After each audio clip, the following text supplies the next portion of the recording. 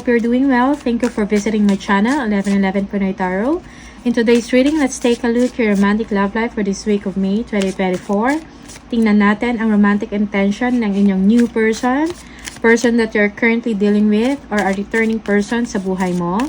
Let's see what's happening or what will happen this week. Pwede niyong panoorin ang inyong moon, rising, and Venus placements.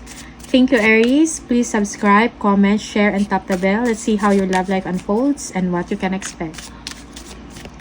Have message. Please message for Aries. Aries.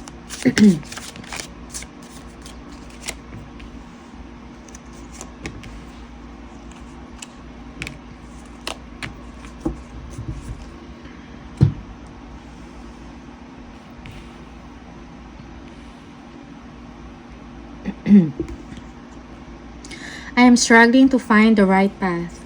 Okay? Yung person mo, hindi niya alam kung ano yung gusto niya. Okay? Marami siyang gusto sa buhay, marami siyang gustong puntahan. Maybe sa trabaho niya, kailangan niyang lumipat ng ibang bansa or ng ibang company. He or she is still looking or finding herself or himself. And dahil dito naapektuhan ang relationship ninyo, Aries. Okay? Daydreaming, I am always longing for you. Despite of that,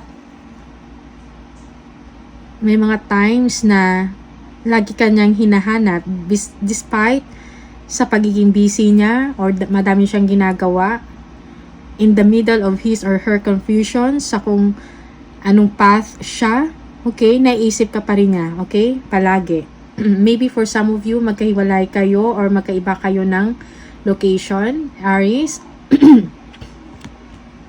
Gossip. I am afraid of what other people will think. Some of you,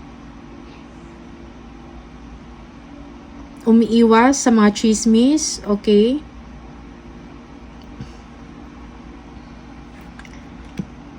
Ayaw mahusgahan ng ibang tao. Aries, okay?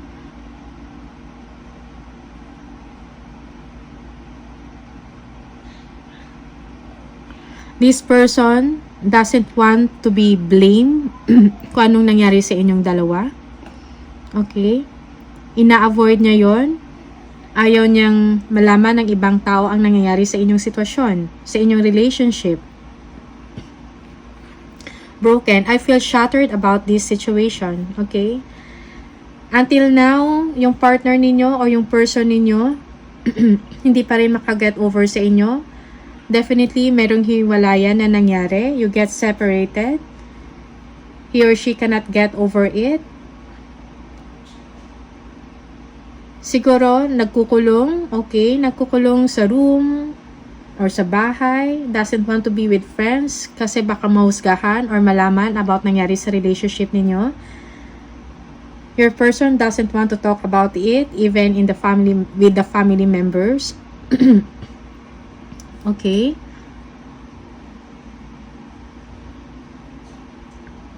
Yung iba sa inyo, yung cause ng hiwalayan is confused yung partner about work and relationship, doesn't know how to handle both at the same time.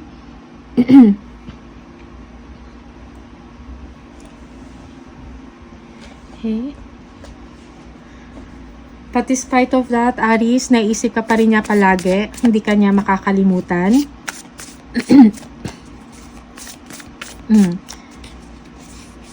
Or ikaw din to, naisip mo rin siya palagi. Hindi mo rin siya makakalimutan. Okay? Both of you.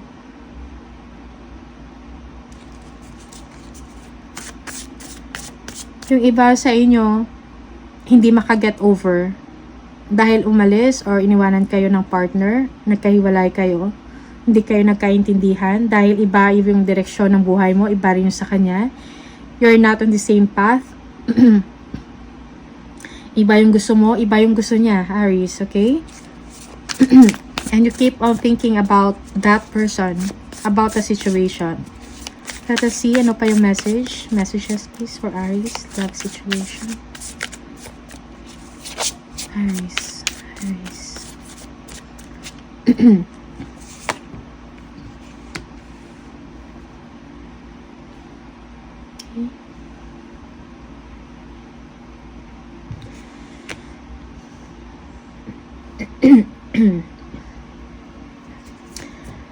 Your person keeps on thinking about you.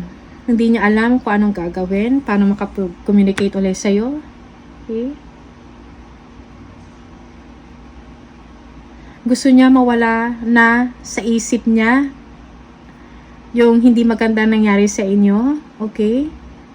He or she cannot get over with the situation. Nag-iisip siya, nag-worry siya, bumabagabag sa kanya kahit anong gawin niya. Naiisip ka niya. Okay? Nako-concern siya sa ginawa niya. Okay, Aries? Pero pinapakita niya sa'yo or sa ibang tao, masaya siya. Okay? But deep inside, pag siya na lang mag-isa, naiisip ka niya, hindi siya makaget over. Nagsisisi siya, Aries. Deep inside. Okay? Magaling siya magtago ng kanyang nararamdaman at kanyang iniisip. Magaling siya mag-pretend. Okay?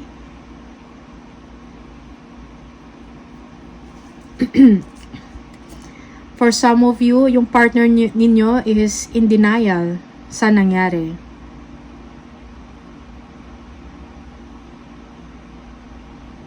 Pero hindi ka mawala sa isipan niya. Nakokonsensya siya. Okay? Siguro nagsisisi din sa ginawa niya sa inyo o sa nangyayari sa buhay niya. Hinahanap ka pa din niya. He or she is missing you. Okay?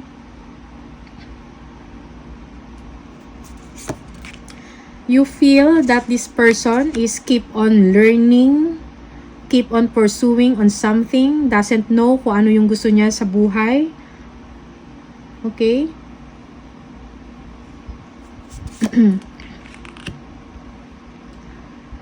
Marami siyang mga obligasyon. Yung partner ninyo, parang ang busy niya, parang hindi niya alam kung anong gusto niya, ano yung gagawin niya sa relationship and sa work at the same time. Hindi niya alam kung ano yung patutunguhan niya sa buhay. So your partner is confused about sa future niya, about sa path niya, sa destiny niya, sa career niya. Okay? He or she is not satisfied with what he's doing. Okay? Okay.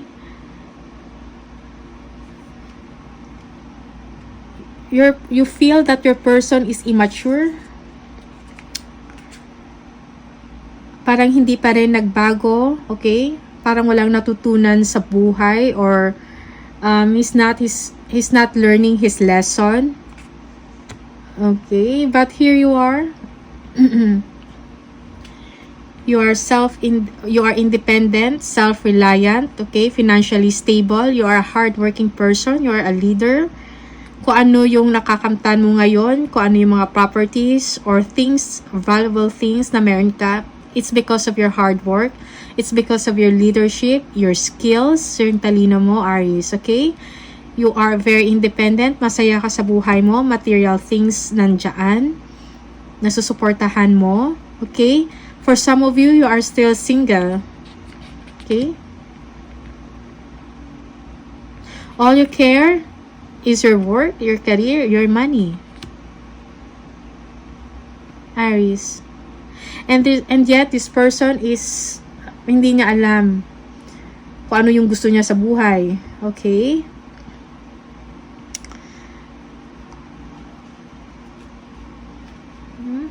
Kailangan niyang malaman kung ano yung direksyon na para sa kanya. Okay? Kailangan niyang mag-mature. And this person also, nung kayo pa, or hindi niya alam, hindi siya makapag-decide kung ano yung makakabuti sa kanya at makakabuti sa inyong relasyon. Okay?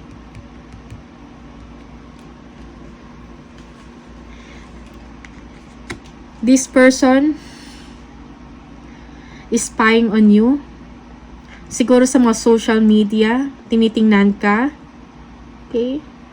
Ano tawag mo doon? Yung tinitingnan yung profile mo, yung page mo.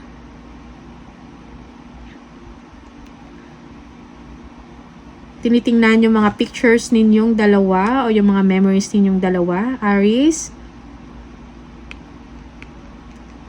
Because he cannot get over you. He keeps on thinking about you. Okay? If he is in a new relationship, he or she, okay, hindi ka pa rin niya nakakalimutan. Ikaw pa rin yung nasa isip niya, Aries.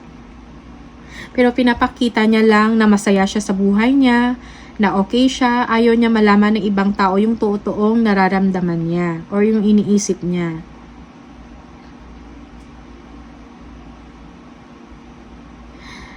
Maybe you are dealing with an air sign, Aquarius, Libra, and Gemini.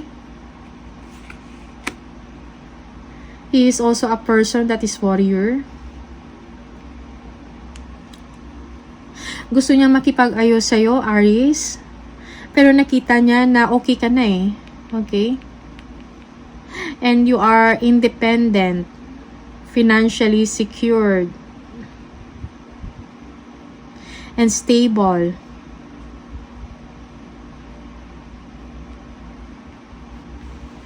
Okay, Aries. Iniisip siguro ng partner mo na makipag-usap sa iyo, makipagkita. Okay? But you are okay already. Parang ayaw mo na eh. And nakafocus ka na ngayon sa financial mo, sa trabaho mo. Okay? Sa mga achievements mo. Kung ano pa yung pwede mong ma-achieve. Gusto mong umunlad sa buhay pa. Lalo. Okay? Gusto mong mag-travel. Okay, marami ka pang gustong puntahan. Maybe you are also supporting a family, your family. Natutugunan mo yung mga pangangailangan ng pamilya mo. Okay? It's like yung second, kumbaga, yung priority mo ngayon is finance and family. Okay? You're still single, Aries. Let's see kung ano pa yung mga message para sa'yo. Yung message ng person mo sa'yo. Anong gustong sabihin na hindi pinapakita ng person mo sa'yo. Okay. Excuse me.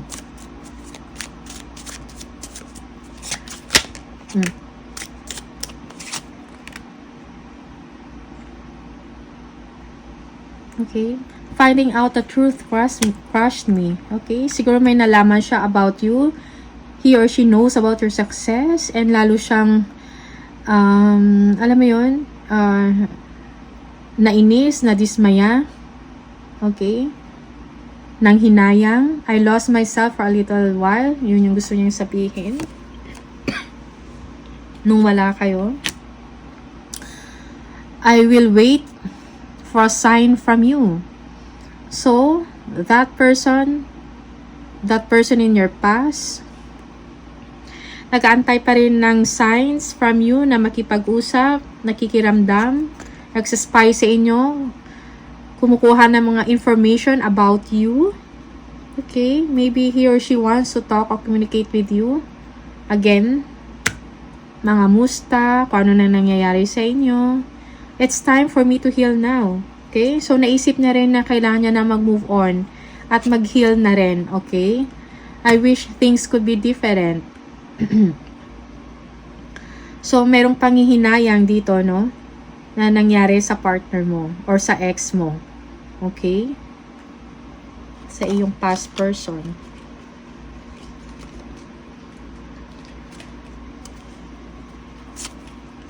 I love you. So, kaya siguro lagi kang nasa isip niya, hindi ka mawala sa isip niya, nagwo-worry siya, iniisip ka niya palagi, hindi siya makatulog. It's because mahal ka pa rin niya. Aries, okay? Hindi ka pa rin niya makakalimutan. Okay? So, Aries, that's the message for you. Thank you so much. See you on the next video. Bye.